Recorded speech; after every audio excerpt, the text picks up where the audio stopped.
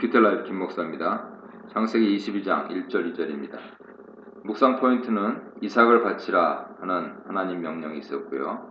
이에 순종해서 아브라함은 이삭을 향해 칼을 듭니다. 순종하는 아브라함을 보시고 하나님께서는 양을 준비하십니다. 1절 2절 보겠습니다. 하나님이 아브라함에게 나타나신 것은 12장에서 22장까지 모두 7번입니다. 이번이 마지막입니다. 22장과 12장은 둘 다 하나님 명령으로 시작돼서 아브라함 순종으로 끝납니다. 이외에도 몇 가지 유사한 단어 없고 주제가 있는데요. 12장에서 가라 라고 명령하셨던 하나님은 22장에서 데리고 가서 드리라 명령하십니다. 하나님은 이삭을 내 아들 내 사랑하는 독자 이삭으로 칭하셨는데 이런 표현은 이삭이 아브라함에게 얼마나 귀중한 존재인지 나타내지요. 유사하게 12장에서는 아브라함이 떠나야 할 곳을 너의 땅, 너의 친척, 너의 아버지의 집이라고 3번 언급하면서 완전히 그곳으로부터 떠나다 하는 점이 강조되었습니다. 두 군데 모두 내가 너에게 보여줄 땅 혹은 산으로 가라 라고 명령하심으로써 하나님 인도를 약속하시고 동시에 아브라함 순종을 요구하십니다. 아이를 제물로 바치는 관습은 다른 민족에게서 이미 실행되고 있었습니다. 레위기 18장, 20장 보세요. 이삭을 바치라 하는 명령을 아브라함이 듣고 순순히 따른 것을 보면 그도 이 관습을 알고 있었던 듯합니다.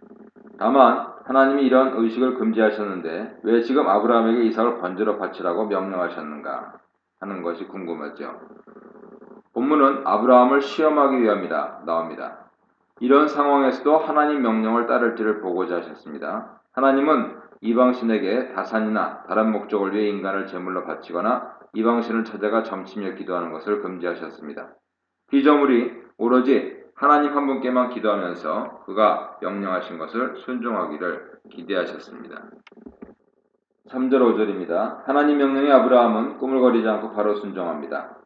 아침 일찍 두 젊은 종과 이삭을 데리고 브엘셰바를 떠나 3일째 모리아 땅에 도착하지요.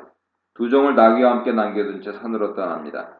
아브라함이 이삭을 번제로 바치고 올 때는 혼자 와야 됨에도 우리가 돌아오리라 라고 말을 하면서 종들에게 얘기한 것은 이삭과 종을 속이려는 것이 아니고 히브리서 기사 설명처럼 하나님 섭리가 있을 것을 믿은 믿음의 표현이라 볼 수 있습니다. 히브리서 11장 17절 이하를 보세요. 6절로 8절입니다. 아브라함은 아들 이삭과 번제에 필요한 나무, 불, 칼을 들고 하나님 말씀하신 곳에 향해 갑니다. 가던 길에 이삭은 번제에 쓸 어린 양이 어디 있냐고 묻습니다. 아브라함은 하나님이 자기를 위해 친히 준비하시리라고 대답합니다. 아브라함은 종들에게 그의 아들과 함께 돌아오겠다 말한 것처럼 하나님이 이삭을 번제로 바치는데 나름 계획이 있을 것을 믿고 기대하고 있는 것이죠. 한편 이삭은 대답이 없는 것으로 보아 아브라함 대답에 만족했거나 아니면 오해했던 것으로 보입니다. 9절에서 12절입니다. 번제 드릴 곳에 이르자 아브라함은 제단을 쌓고 이삭을 결박하여 나무에 놓고 그를 죽이려 합니다. 이삭은 나무를 지고 오를 만큼 장성하고 건강했죠. 젊은 청년이었습니다. 충분히 나이든 아브라함을 제지하거나 제압할 수 있었지만 그런 기록은 나오지 않습니다. 외아들 이삭을 기꺼이 번제로 드리려는 아브라함은 마침내 하나님 시험에 통과하였습니다. 아브라함이 이삭을 칼로 내리치려는 순간 하나님은 그를 멈추게 하셨습니다. 자기의 외아들을 하나님께 번제로 바치기를 아끼지 아니한 아브라함의 행동이 바로 하나님 경외의 표현이라는 뜻이죠. 하나님을 향한 아브라함의 믿음과 순종의 근본은 하나님 경외였습니다. 하나님을 경외한다는 것은 하나님이 세상 주권자이시고 전능하신 분임을 인정하는 것이죠. 자기 경험이나 판단이나 생각을 의지하지 않고 하나님 명령이 이해가 되든 안 되든 그것을 따르는 것입니다. 아브라함은 하나님께 능치 못할 것이 없다는 것을 확실히 알고 믿었습니다. 13, 14절입니다. 시험을 통과한 아브라함은 이삭 대신 하나님이 미리 준비하신 순양을 번제로 드렸습니다. 2절에서 데리고 가서 드리라 라고 하신 하나님 명령이 13절에서는 순양을 데리고 번제로 드렸다라는 아브라함의 순종으로 끝났습니다.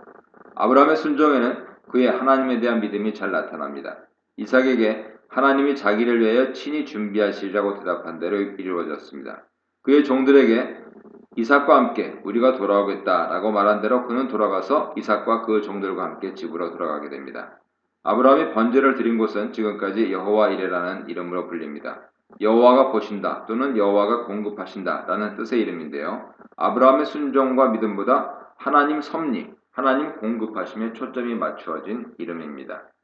15절로 19절입니다. 하나님 사자가 두 번째로 하늘에서 아브라함을 불러 하나님 축복 말씀을 전합니다. 하나님은 자신의 이름으로 맹세하시고 아브라함을 복주고 그에게 여러 자손을 준다는 축복이 확실함을 강조하십니다. 12장 3절에서 아브라함으로 인하여라는 그러한 말씀이 본문에서 아브라함의 씨, 자손으로 말미암아라는 그 의미로 구체화됩니다.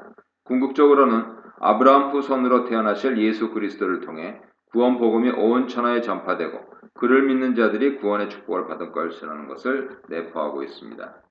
20절부터 24절입니다.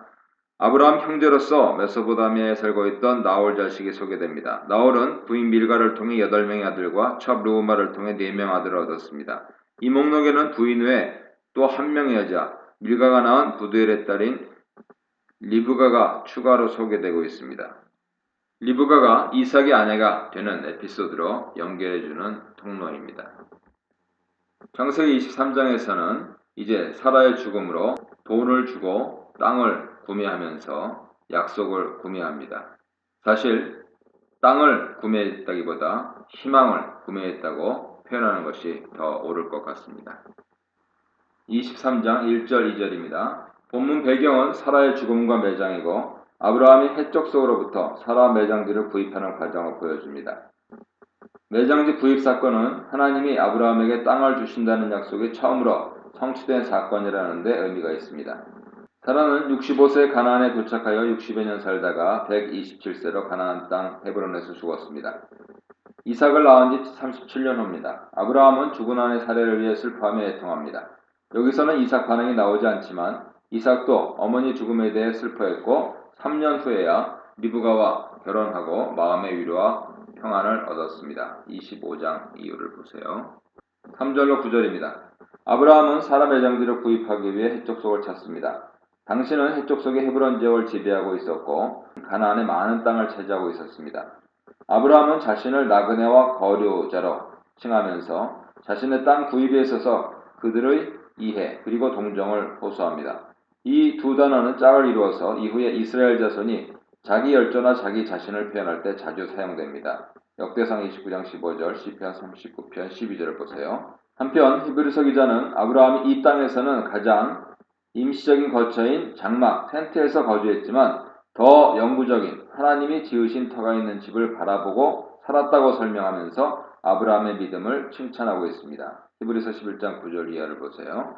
헷족속은 아브라함에게 자기들에게 있어서 아브라함이 하나님의 지도자, 위대한 지도자와 같은 존재라고 말합니다. 이런 호칭은 당시 부유하고 지도력이 있었던 아브라함 모습을 나타내는 표현인과 동시에 아브라함에게 매장지를 팔려고 하는 아첨으로 볼 수 있습니다. 헷족속은 아브라함에게 기꺼이 좋은 묘시를 제공하겠다고 나섭니다. 땅의 매매는 그 지역 친족 간에 이루어지는 경우가 대부분이었습니다. 한편 아브라함에게 있어서는 친척이 없었으므로 중매자가 필요했습니다. 아브라함은 그들에게 있어서는 놓치고 싶지 않은 그러한 매수자였습니다. 헷족속이 아무 묘실이나 택하라고 하자 아브라함은 겸손하게 그들 앞에 몸을 굽히고 에브론이 소유한 막벨라 굴을 사고 싶다고 말합니다. 막벨라 굴은 밭 전체가 아니고 일부죠. 아브라함은 일부러 전체를 사려 들지 않고 일부를 매입하려 합니다.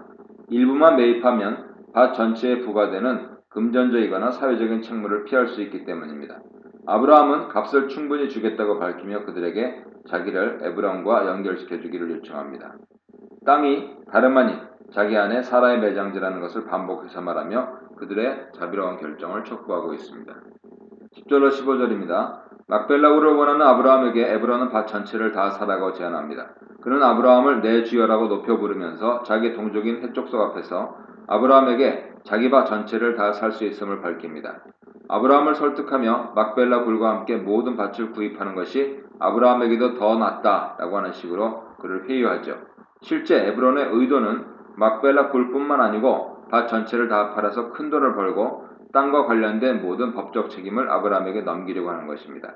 아브라함은 매장지를 구입하는 데 있어 분쟁과 번거로운 일을 줄이기 위해 밭을 다 사서 사라를 장사 지내라는 에브론의 제안을 받아들입니다. 다시금 헷족속 앞에서 몸을 굽혀 그들과 평화로운 거래를 원한다는 것을 나타낸 후 에브론의 밭을 사서 그 값을 지불하고 사라를 거기에 매장하겠다고 말합니다. 에브론은 매장지 값으로 은 400세겔을 제시합니다. 약 3-4kg 정도 무게로 상당한 가격이었습니다. 노동자들은 1년에 10세겔 정도 버는 것으로 기록에 나와 있기 때문에 일생 동안 이 정도 돈을 모으기가 어렵습니다. 주전 880년경 이스라엘 왕 오므리는 은 6,000세겔 약 2달란트를 지불하고 사마리아 지역을 사서 수도로 삼았습니다. 열왕기상 16장 24절 보세요. 기원전 587년 예레미야는 17세겔 싼 가격으로 밭을 샀습니다. 예레미야 32장 9절을 보세요. 이로 미뤄보건대 에브론이 제시한 가격은 터무니없이 높은 가격입니다. 이렇게 높은 가격을 제시한 이유는 아브라함이 가격을 놓고 흥정할 것이라고 예상했기 때문입니다. 또한 흥정을 하더라도 아내 죽음으로 슬픔에 처해 있는 아브라함이 사라를 장사할 매장지를 속히 구입하려고 할 터므로 더 높은 가격을 받을 수 있으리라 짐작했을 수도 있습니다. 에브론은 당신의 죽은 자를 장사하소서라는 말을 반복하면서 아브라함의 관심을 땅 혹은 값이 아닌 그의 사랑하는 아내에게로 돌리고 있습니다. 16절로 18절입니다. 아브라함은 가격을 모두 지불하고 막벨라 밭과 굴을 소유주로 확정했습니다. 아브라함은 흥정하지 않았습니다. 더구나 이 가격은 상인들 사이에 통용되는 무게로 달았기 때문에 나중에 왕궁에서 사용했던 저울보다 훨씬 덜 정확하고 정직하지 않은 가격이었습니다. 상인들은 계획하고 값을 부르므로 많이 부풀린 가격이었습니다. 매장지 구입은 모든 해족 속의 보는 앞에서 이루어졌습니다. 아브라함과 에브론 간의 거래는 명백한 증인들 앞에서 거짓 없이 확실히 실행되었습니다. 하나님과 소돔성을 놓고 흥정 아닌 흥정을 했던 아브라함이 흥정하지 않은 이유, 그리고 돈을 지불하고 매장지를 확정한 이유는 모두 에브론이 죽은 이후에 에브론의 후계자들이 갖가지 이유로 아브라함이 산 땅을 회수하려는 의도를 처음부터 아예 없애기 위함이었습니다. 아브라함이 죽기 전에 이 소유를 얻은 것은 하나님께서 앞으로 그의 후손에게 약속한 땅을 주실 것이라는 전조의 역할을 합니다. 19절로 20절입니다. 마침내 아브라함은 법적 절차를 다 거쳐 에브론 밭과 그 일부인 막벨라 굴을 샀고 사라를 그 굴에 장사 지냈습니다. 이 막벨라 굴에는 아브라함, 이삭, 리브가, 야곱, 그리고 레아가 장사됩니다. 이로써 가나안은 아브라함과 그의 자손에게 새로운 고향이 되었습니다.